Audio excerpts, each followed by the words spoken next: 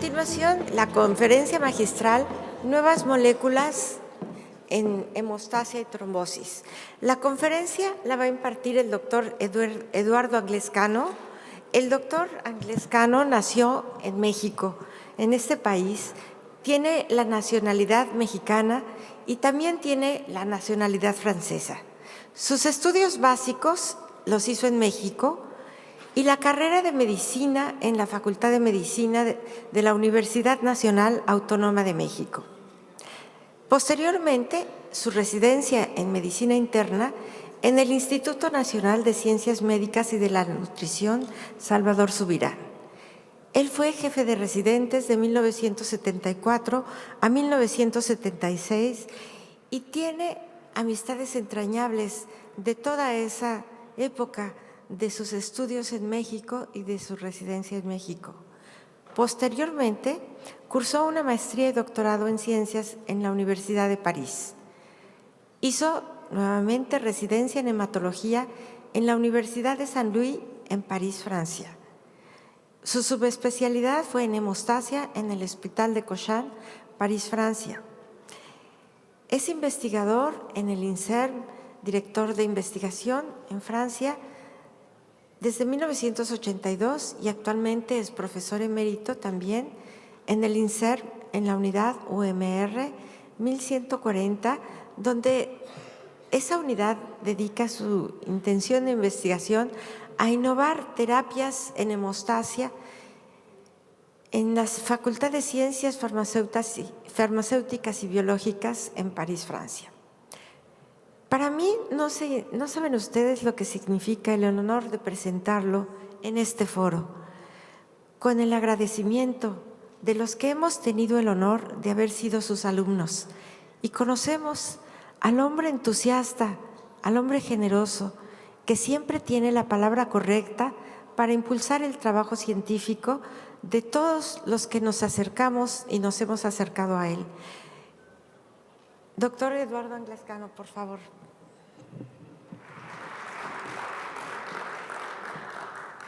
Muy buenos días a todos. Gracias, Aurora, por la presentación y gracias al comité organizador por permitirme estar aquí con ustedes el día de hoy con este tema extremadamente interesante que son las moléculas nuevas en hemostasia y trombosis. Y cuando uno dice nuevo, uno está preparado para poder modificar lo que tenemos asentado como esquema de la hemostasia y la trombosis e introducir las nuevas moléculas que van siendo descubiertas a medida que los experimentos se realizan. Y cuando uno dice moléculas nuevas en hemostasia y trombosis, uno piensa directamente en las células que producen esas sustancias y de ellas las más importantes, ven ustedes aquí, las plaquetas, la célula endotelial y los neutrófilos que se encuentran incluidos en el coágulo. Estas células en particular, que no están incluidas dentro del coágulo, pero que son a la base del coágulo, secretan una serie de sustancias cuando están estimuladas por diferentes tipos de estímulos. Y esos estímulos hacen que la célula sea activada y libere una serie de sustancias, en el caso de la célula endotelial, que son antitrombóticas. Igualmente, las plaquetas liberan sustancias, pero en este caso son sustancias que van a favorecer la trombosis, la adhesión y la agregación plaquetaria. Y enseguida, los neutrófilos que han sido invitados a la fiesta y que también van a liberar una serie de sustancias que son proteolíticas o proinflamatorias. Si el estímulo persiste, entonces vamos a un nivel mayor de estimulación celular y se produce una modificación de la membrana y lo que se llama una vesiculación. Entonces vamos a tener en la circulación partículas que son microvesículas, fragmentos de membrana que contienen los componentes de la membrana y un poco de citoplasma. Y en particular, estas microvesículas, tienen ustedes aquí una imagen electrónica, microscopía electrónica de transmisión. Estas micropartículas tienen dos componentes esenciales para la activación de la coagulación. Uno de ellos es la fosfatidilcerina, estos puntos rojos que inicialmente se encontraban en el interior, pero con motivo de la estimulación celular se encuentran ahora en el exterior de la capa externa de la membrana, y tienen igualmente el factor tisular, los dos elementos necesarios para que se produzca o se active el proceso de coagulación y la secuencia que permite la formación de los diferentes complejos que van a llevar finalmente a la formación de trombina. Y esta trombina, en el caso que nos ocupa hoy, es responsable de la transformación del fibrinógeno en fibrina y entonces de la constitución del coágulo que estamos viendo aquí. Esto es la base de nuestros conocimientos, pero la vida sigue, las experiencias siguen y se descubren nuevas moléculas. Y dentro de estas nuevas moléculas que quiero presentarles hoy, algunas son producidas por las plaquetas. Las plaquetas, además de producir lo que ya mencioné de antiagregantes, liberan igualmente lo que se llama polifosfatos, ya veremos qué es, y liberan también un tipo particular de sustancia que es la High Mobility Group Box Protein 1, HMGB1, que es liberada por las plaquetas. Y en fin, los neutrófilos que liberan sus sustancias particulares liberan igualmente algo nuevo, que son las fibras de ADN, dentro de un complejo multimolecular que se llama NETs.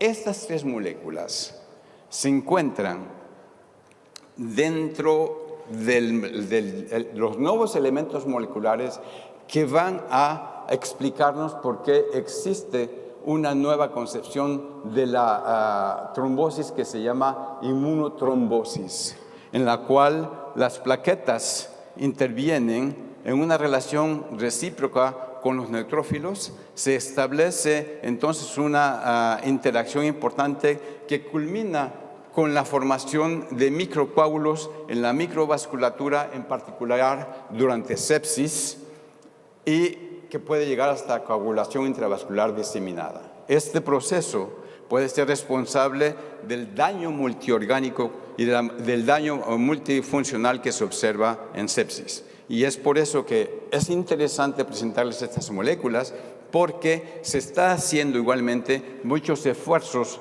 por identificar dianas terapéuticas que nos permitan evitar el proceso trombótico.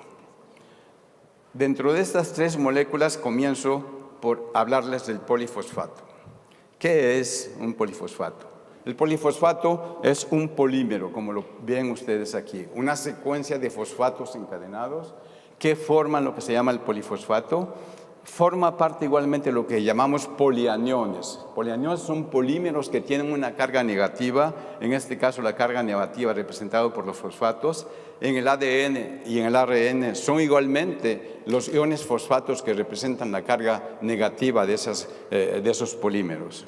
Y el polifosfato en realidad no es una molécula nueva, es una molécula que entró dentro de la biología en los años 60, como pueden ustedes verlo aquí en estas publicaciones, y no fue sino hasta, se consideró entonces que se trataba de un verdadero fósil metabólico que estaba involucrado en la formación de ATP, que es el cargador universal de energía que participa en el metabolismo de las mitocondrias, en la transducción del señal y en lo que decide la existencia de vida o muerte celular.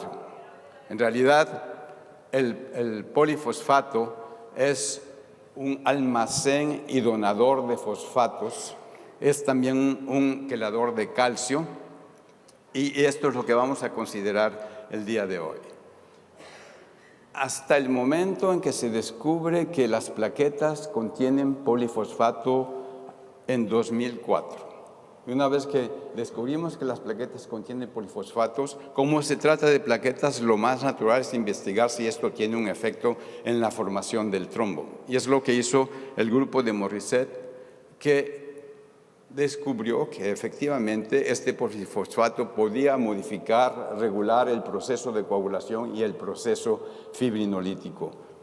Y más aún cuando se descubrió que participaba en la activación del factor 12 y en el proceso trombótico de algunos casos patológicos, como en este preciso que fue publicado sobre cáncer y trombosis.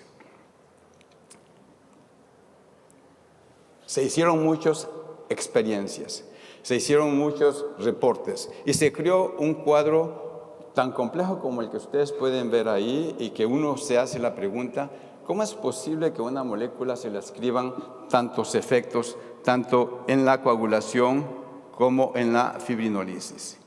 Y el problema que existe es que los polímeros de polifosfato de la plaqueta son entre 60 y 100 grupos fosfatos.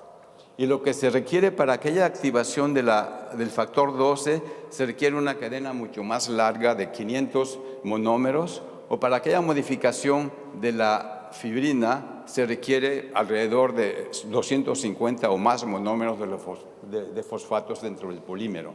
Entonces uno se hace la pregunta, entonces, ¿cómo fue que indicaron que había una activación de la coagulación cuando utilizan el polifosfato?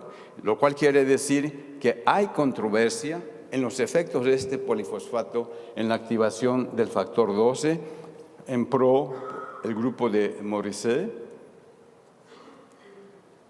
y en contra el grupo de Lindbergh. Y uno de los argumentos, o algunos de los argumentos que se han indicado para decir que no existe ese fenómeno, es que se utilizan polifosfatos de diferente talla. Algunos aparatos que se utilizan activan la fase de contacto de la coagulación, y de los inhibidores de polifosfato que se han utilizado, algunos de ellos tienen efectos no específicos